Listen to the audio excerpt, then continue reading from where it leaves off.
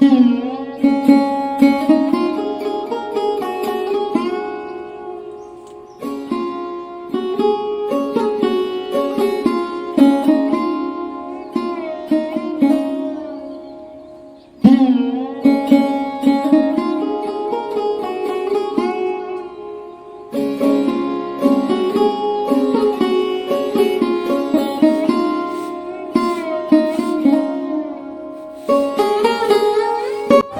সকাল বন্ধুরা, তোমরা সবাই কেমন আছো? আশা করি যে যেখানে আছো ভালো আছো, সুস্থ আছো। ত্রিপুরার ছোট্ট একটি গ্রাম থেকে আমি আমার চ্যানেলে জানাই তোমাদের অনেক অনেক স্বাগত। তো চলো সকালবেলা থেকেই আজকের ব্লগটা স্টার্ট করলাম। জানি না কীরকম লাগবে তোমাদের কাছে। যদি ভালো লেগে থাকে তাহলে অবশ্যই আমার পাশে থাকবে সব সময়। তো দেখো এখানে বাসি কাজগুলো সেরে নিচ্ছিলাম। সংসারে যতক্ষণ না সকালের বাসি কাজ পরিপূর্ণভাবে করা হয় ততক্ষণ কিন্তু দেখবে সকালটাই যেন শুরু হয় না। তো দেখো এখানে তাড়াতাড়ি করে উঠানটা ঝাড় দিয়ে নিচ্ছিলাম, আর মা ওইদিকে ঘরটাও ঝাড় দিয়ে নিয়েছে, বাসি ঘরটা। তো আমি রান্নাঘরটা ঝাড় দিয়ে উঠানটা ঝাড় দিতে চলে এলাম। তো এখনো বাসি বাসনগুলো ধোয়া হয়নি, জল আসেনি, তাই জল আসবে, এখন সময় হয়ে গেছে জল আসার। তো জল আসলে আমি বা মা যেই হোক বাসনগুলো ধুয়ে নেব।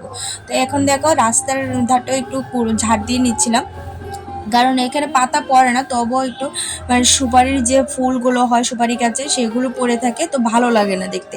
যদি ঝাড় দিয়ে দেওয়া হয় তাহলে একটু পরিষ্কার থাকে, তো তার জন্য ঝাড় দিয়ে নিচ্ছি।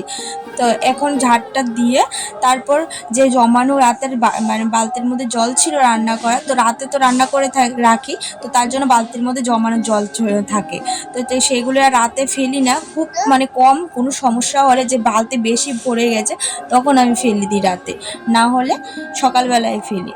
তো দেখো এখানে বালতির জলটা ফেলে দিয়েছি পুকুরের ধারে, সাথেই একটা পুকুর আছে বাউন্ডারির, এখানেই চলে যায় জলগুলো।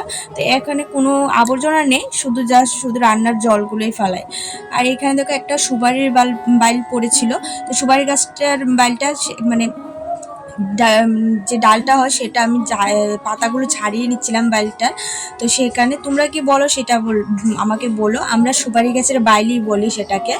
তো এইখানে পাতাগুলো ছিঁড়ে তারপর সেই টাকে টুকরো টুকরো করে নেবো বাইলটাকে, কারণ কি এটা শুকোলে এটা মানে জ্বালানির জন্য খুব ভালো লাগে, মানে ভালো হয়। তো এখানে দেখো হাত দাও না, আমাদের ঘরে 3-4টে আছে জানো তো, কিন্তু একটার মধ্যেও ধার নেই। তো ভাবলাম বটি দিয়েই কেটে নিই, কিন্তু বটিটা নষ্ট হয়ে যাওয়ার সম্ভাবনা বেশি থাকে। তো কি করব বলো, এখন তো কোনো কিছু করার নেই না। তো তার জন্য এগুলোকে টুকরো টুকরো করে রোদ্রে শুকোতে দিয়ে তারপর চলে যাব স্নানে। আর বেশি দেরি করব না, তারপর এসে গোপুসোনাকে খাইয়ে আবার তোমাদের দাদা ভাইয়ের জন্য ভাত বেড়ে দিতে হবে। তো তাই ভাবলাম না চলো এখন আগে স্নান করে এসি। তো স্নান টান করে তারপর ফ্রেশ ট্রেশ হয়ে চলে এসেছি, গোপুসোনাকে খাইয়ে দিয়ে চলে এলাম। আর এখানে দেখো এখানে বসিয়ে দিচ্ছি, মামামের দুধটা জাল দিয়ে নিচ্ছি, দুধটা জাল দিয়ে তারপর এখানে মামামের খাবারটা নিয়ে নিয়েছি। তো আজকে সকালে আজকে সকালে অন্য কিছু খাওয়াবো না, খাওয়াবো হচ্ছে চালের গুঁড়ো, আর এটার সাথে আছে কাঠবাদাম আর কাজু বাদাম মিক্সড করে রেখেছি। আর কিছু খাওয়াই না, সেরিল্যাক্সের মতন করে সেটাই খাওয়াই আমি দুধ দিয়ে চাল দিয়ে। তো এখানে দেখো দুধটা বাটিতে নিয়ে নিচ্ছিলাম। আর এখানে দেখো এখন তোমাদের দাদাভাইকে মামামের খাওয়া হয়ে গেছে, এখন তোমাদের দাদাভাইকে তাড়াতাড়ি করে ভাতটা দিয়ে দিচ্ছি। ভাতটা দিয়ে দেওয়ার পরে তারপর বাকি কাজগুলো টুকটুক করে নেব। তোমরা দেখতে থাকো ব্লগটা।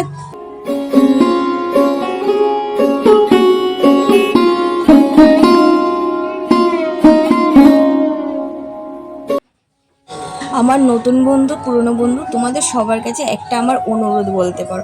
তোমরা কে কোন জায়গা থেকে দেখছো আমার ব্লগটা সেটা আমাকে একটু কমেন্টে বলবে, তাহলে আমিও জানতে পারবো যে কত দূর দূরান্ত থেকে আমার ব্লগগুলো তোমরা দেখো।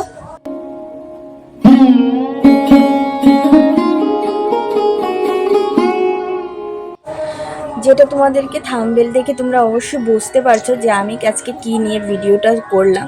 তো সেটা হচ্ছে যে আমি বলেছি যে মানে হয়তো আমি আর থাকবো না, হয়তো আমি আর বাঁচবো না।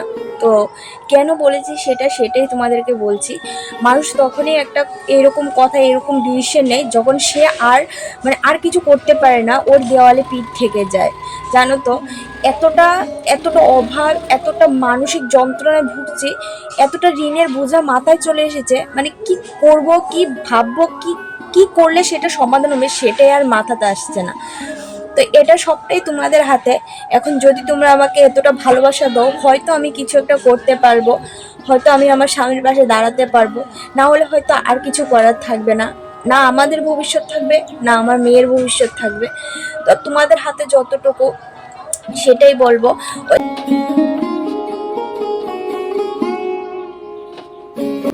তো একটা দিদা এসেছিল, তোমরা দেখতেই পেলে। তো অন্য কথা বলতে বলতে আর সেটা বলেই হলো না ভিডিওর কথা। তো দেখো এখানে দিদাটা এসেছিল, বলছিল যে আমি বেগুন রাখবো কিনা, দেখতেই পেলে দিয়ে গেছে বেগুন। তো আমার কাছে 20 টাকা ছিল, তো আমি বললাম না দিয়ে যাও, মানে ঘরে কিছুই নেই জানো তো। তো ভাবলাম যে না বেগুনটা রেখে দিই, হয়তো কিছু একটা করে নেব টুকটাক। তো কি করব, কাকে বলবো, ওকে কিভাবে বলবো তোমাদের দাদাকে যে আমার ঘরে মানে এখন ঘরে কিছু নেই, কিছু এনে দাও। ওর কাছেও জানো তোর নেই টাকা। তো তাই ভাবলাম যে না দেখি আমার কাছে যেটা আছে সেটা দিয়েই চলি, কতদিন চলতে পারি দেখি।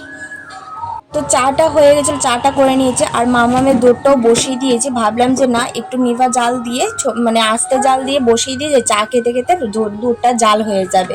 তো এখানে মামাম দেখো চাটা দেখে ও দৌড়ে চলে আসছিল, ওর চাটা খেতে হবে, লাগবে। তো লাগবে, কেউ ফেলবে। তো এখানে দেখো চার টিফিনটা খেয়ে নেবো, আর মামাম আর মামামি ঠাম্মি বসে বসে চাটা খাচ্ছিল। এখানে মামামের খিচুড়িটার জন্য একটু সবজি মানে কেটে নিচ্ছিলাম তাড়াতাড়ি করে, খিচুড়িটা বসিয়ে দেবো। এখানে মামামার ঘুমও চলে এসেছে, তো তার জন্য একটু তাড়াতাড়ি করছিলাম। আর প্রেসার কুকারে বসিয়ে দেবো তাড়াতাড়ি যাতে হয়ে যায়। তো দেখো এখানে রেডি করে নিয়েছি, তারপর বসিয়ে দিচ্ছি প্রেসার কুকারে। মামামের খিচুড়িটা বসানোর পর তাই ভাবলাম যে না সকালবেলা একটু ভাতটা খেয়ে নিই, না হলে আমার অনেকটা সময় লেগে যাবে, আর অনেকটা খিদে পেয়েছিল, তার জন্য ভাবলাম যে না খেয়ে নিই।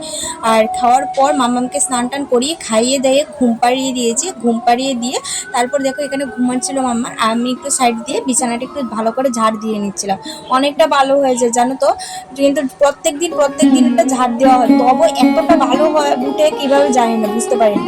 তো এই খাটটাও সবসময় খাটটা একটু ঝাড় দিয়ে নিচ্ছিলাম। তো মামা যেহেতু বেশিরভাগ খাটে এই খাটেই থাকে, তো তার জন্য অনেকটা ভালো হয়ে মানে ভালো ওঠে। তো তার জন্য দেখো এখানে কম্বলটা মামার কম্বলটা মুছিয়ে নিচ্ছিলাম, এই খাটেই ছিল সকালবেলা, এই খাটে ঘুমিয়েছিল। তো তারপর বাকি কাজগুলো একে একে সেরে নেবো তাড়াতাড়ি মাম্মা ঘুমোতে ঘুমোতে।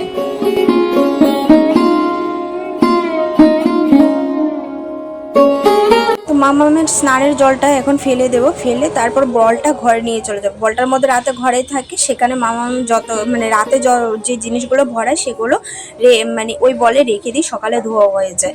তো তারপর দেখো এখানে মামামের জলটা মানে স্নানের জলটা ফেলে তারপর চলে এসেছিলাম গেটে। তো গেটটা খোলা রেখেছিল, তো এই গেটটা খোলা থাকলে না তো যা মানে কুকুর ছাগল বলো সব ঢুকে যায়, তো তার জন্য এই গেটটা বন্ধ থাকলে ওই বড় গেটটা খোলা রাখা যায়।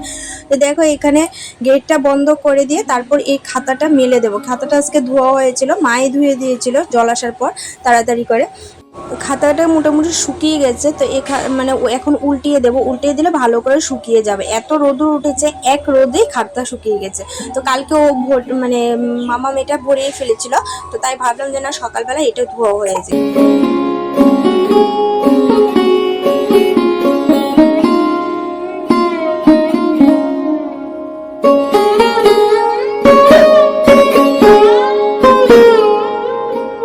তো আমি কাপড়গুলো মেলতে মেলতে এখানে মা বাসনগুলো ধুয়ে নিয়ে চলে এলো। আর এইখানে দেখো আমি খাতাটা মানে শুকিয়েছে কিনা সেটাই দেখছিলাম।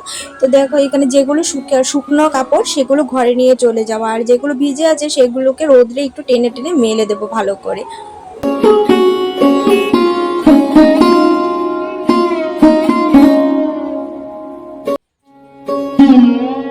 তো ভাবলাম যে না অনেকদিন ধরে ভাবছিলাম যে কুল মাখা খাবো, কুলগুলো না শুকিয়ে গেছে, তবুও মানে খাওয়ার হয়নি। তো অনেকগুলি কুল রেখেছিলাম, প্রায় 2-3 কেজির মতন কুল রেখেছিলাম, সেগুলোকে আচার করব ভেবেছিলাম। কিন্তু কীভাবে করবো সেটাই হচ্ছে, আচারের জন্য তো অনেক সরঞ্জাম কিনতে হবে, তো তাই নিয়ে একটু টেনশানে আছি। তো দেখো এখানে শাশুড়ি মানে একটু কুল মাখা খাচ্ছিলাম, কুল মাখা খেতে খেতে বইয়ে দেখছি মানে মুভি দেখছিলাম আর কি শাশুড়িমার মোবাইলে। তো সেটা দেখতে দেখতে সময় কাটাচ্ছিলাম দুপুরবেলা একটু। তারপর কি হবে, আর মামা উঠে গিয়েছিল, তারপর বাকি বিকেলবেলা যা কাজ থাকে মামামকে খাওয়ানো সব কিছু সেরে নিয়েছিলাম। তো চলো এখন আজকের মতো ব্লগটা এখানে শেষ করছি। যদি ভালো লেগে থাকে অবশ্যই like comment share and subscribe করে আমার পাশে থাকবে। চলো টাটা।